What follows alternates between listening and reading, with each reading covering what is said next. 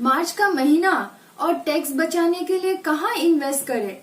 जी हाँ, आप mutual fund में भी इन्वेस्ट करके अपना टैक्स बचा सकते हैं। इसको कहते हैं ELSS म्यूचुअल फंड।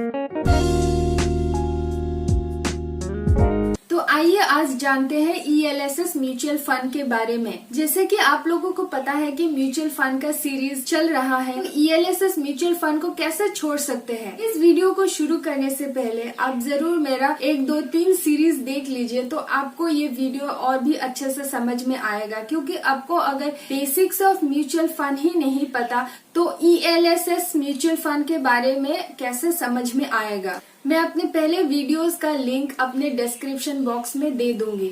तो आज के वीडियो का कंटेंट होगा what is ELSS mutual fund. दूसरा, types of ELSS mutual fund. तीसरा, minimum and maximum amount to invest in ELSS mutual fund. चौथा, लॉक इन पीरियड क्या है इसमें, तो lock in period of ELSS mutual fund. पांचवा, जैसे कि मैं हमेशा कहता हूँ, किसी भी प्रोडक्ट को अगर इसके सिमिलर प्रोडक्ट से नहीं समझाया जाए तो नए लोगों को समझने में तकलीफ होती है। तो पांचवा पॉइंट होगा comparison with other tax saving schemes. Last but not the least, मैं इस वीडियो का बोनस पॉइंट्स आपको बताऊंगी, जिसमें मैं ELSS म्यूचुअल फंड के 3 एडवांटेजेस बताऊंगी। तो लास्ट टॉपिक रहेगा advantages of ELSS mutual fund. तो what is ELSS mutual fund? ELSS mutual fund का फुल फॉर्म है equity linked saving mutual fund. ये म्यूचुअल फंड का ही पार्ट है, लेकिन आप इसमें इन्वेस्ट करके टैक्स बचा सकते हैं, जिसमें आपको इक्विटी एक्सपोजर भी मिलेगा। जितने भी म्यूचुअल फंड के प्रोडक्ट्स है किसी भी कंपनी का, अगर उसमें ELSS लगा होगा तो वो टैक्स सेविंग स्कीम होगा। तो ध्यान में रखिए ELSS। टैक्स सेविंग के लिए ये one of the best investment माना जाता है, क्योंकि ये दूसरे टैक्स सेविंग स्कीम से ज्यादा रेट ऑफ इंटरेस्ट देते हैं, अप्रोक्सीमेटली अराउंड 13 to 14%।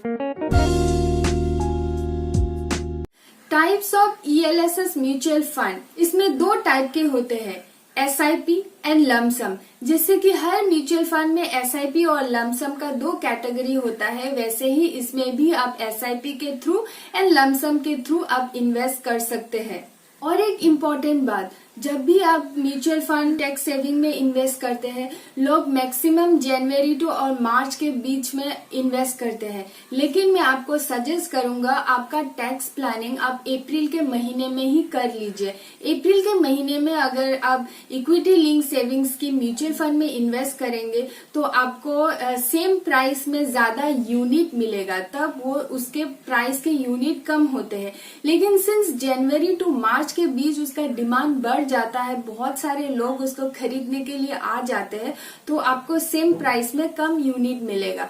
तो मैं आपको सजेस्ट करूंगा आप टैक्स प्लानिंग अर्ली कर लीजिए, अप्रैल से ही आप इन्वेस्ट करना इसमें शुरू कर दीजिए। आप लास्ट मोमेंट के लिए वेट मत कीजिए। आपने इक्विटी लिंक सेविंग स्कीम के बारे में तो जान लिया, लेकिन इसको शुरू करने के लिए इसमें मिनिमम और मैक्सिमम अमाउंट कितना रखना चाहिए। जैसे कि मैं हमेशा कहता हूँ, म्यूचुअल फंड में कम से कम आप 500 रुपीज से शुरू कर सकते हैं। जी हाँ, आप 500 रुपीज से ही शुरू कर सकते हैं, लेकिन मैक्सिमम ELSS म्यूचुअल फंड में आप 1.5 लाख तक ही इन्वेस्ट करना है।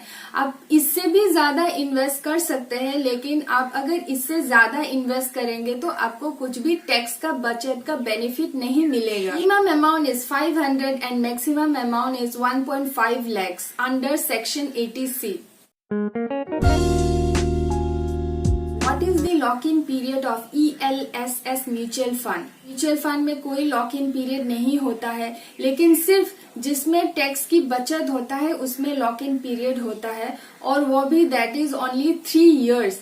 3 years का ही लॉक इन पीरियड होता है। अगर आप दूसरे टैक्स सेविंग स्कीम्स को देख ले, बहुत ही ज्यादा लॉक इन पीरियड होता है, 15 years या 60 years तक या 5 years। ये सबसे कम है इसमें 3 years। इसीलिए equity link saving scheme mutual fund को टैक्स सेविंग के लिए बहुत ही ज्यादा लोग प्रिफर करते हैं। इसमें दो टाइप से इन्वेस्ट कर सकते हैं, एसआईपी और लम सम से। तो दोनों का लॉक इन पीरियड आपको समझना बहुत जरूरी है। आप लमसम जिस डेट में भी इन्वेस्ट करेंगे तो उस तारीख से, उस डेट से 3 साल का लॉक इन पीरियड लग जाएगा। लेकिन एसआईपी का आप तो हर महीना इन्वेस्ट कर रहे हैं, तो आपका लॉक इन पीरियड कैसे लग रहा है? हर महीने के हिसाब से जैसे आपका इन्वेस्ट होगा, उस डेट से, उस महीने से आपका 3 साल तक एवरी इंस्टॉलमेंट लॉक हो जाएगा। और एक इम्पॉर्टेंट पॉइंट, जब भी लोग इक्विटी लिंक सेविंग स्कीम में इन्वेस्ट करते हैं, वो सोचते हैं कि इसमें सबसे कम लॉक इन पीरियड है तो 3 साल में ही वो पैसे को निकाल लेते हैं। लेकिन मैं अपने तरफ से एडवाइस करूंगी कि इसमें आप 3 साल के लिए ही मत रखिए। भले ही इसका लॉक इन पीरियड 3 साल है, आप उसको ड्रैग कीजिए 10 to 15 ईयर्स के लिए। सिंस इसमें इक्विटी एक्सपोजर है और ये मल्टी कैप फंड है, तो आपको इसमें बहुत ही हाई रिटर्न मिलेगा, 13 to 14% तक।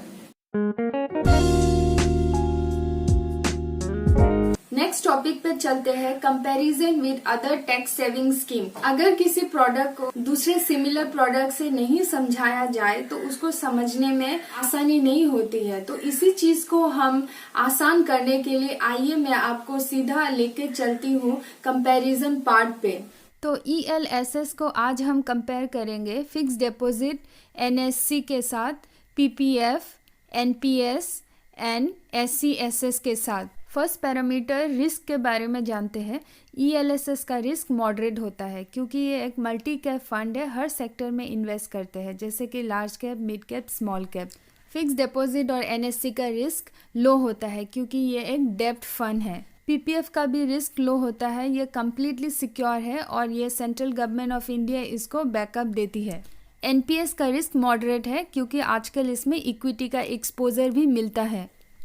SCSS भी लो है क्योंकि ये भी सेंट्रल गवर्नमेंट का प्रोडक्ट है। सेकेंड पैरामीटर लॉक इन के बारे में जानते हैं। ELSS का लॉक इन 3 इयर्स है जो कि सबसे कम है। FD NSC का 5 इयर्स, PPF का 15 इयर्स, NPS का तो रिटायरमेंट तक, आप जब तक 60 इयर्स नहीं हो जाते हैं, और SCSS का 5 इयर्स। अब थर्ड पैरामीटर टैक्स के बारे में जानते हैं।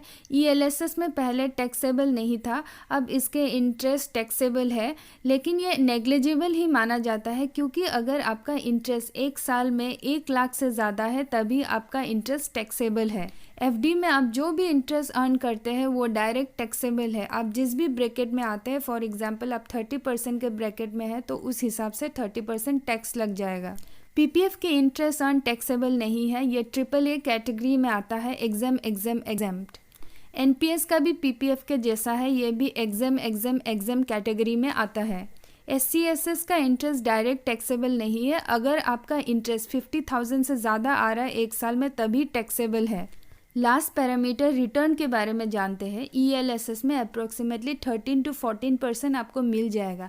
FD एंड NSC में 4 to 5%, PPF में 7.10, NPS में 8 to 13% क्योंकि आजकल इसमें इक्विटी एक्सपोजर मिलता है, और SCSS में 7.4%। तो ओवरऑल ELSS का अगर आप देखेंगे तो रिस्क मॉडरेट है, लॉक इन पीरियड भी सबसे कम है और टैक्स भी नेग्लिजिबल है और रिटर्न भी सबसे ज़्यादा है।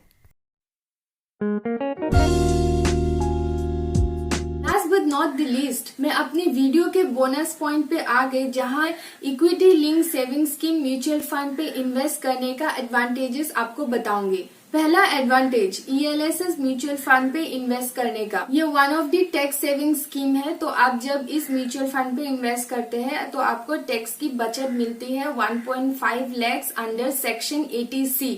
तो आपका इन्वेस्टमेंट के साथ साथ टैक्स भी सेविंग हो जाता है।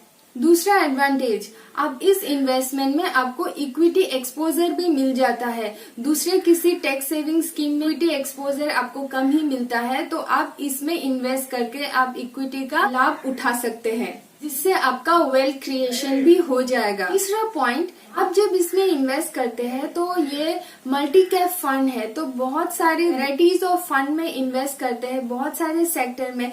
तो ग्रोइंग इकोनॉमी का अपॉर्चुनिटी आपको मिल जाता है, सिंस ये हर सेक्टर में large cap, mid cap, small cap सब में इन्वेस्ट करते हैं। तो ये डाइवर्सिफाइड फंड है, इसमें रिस्क भी कम होता है और रिटर्न भी ज्यादा मिलता है। अगर आपको ये वीडियो अच्छा लगा और इंफॉर्मेटिव लगा तो प्लीज लाइक, शेयर और सब्सक्राइब कर दीजिए और साइड में जो नोटिफिकेशन बेल है उसको जरूर दबा दीजिए। जब भी नया वीडियो बनाओ आपको नोटिफिकेशन मिलते रहे। तो till then take care, bye bye.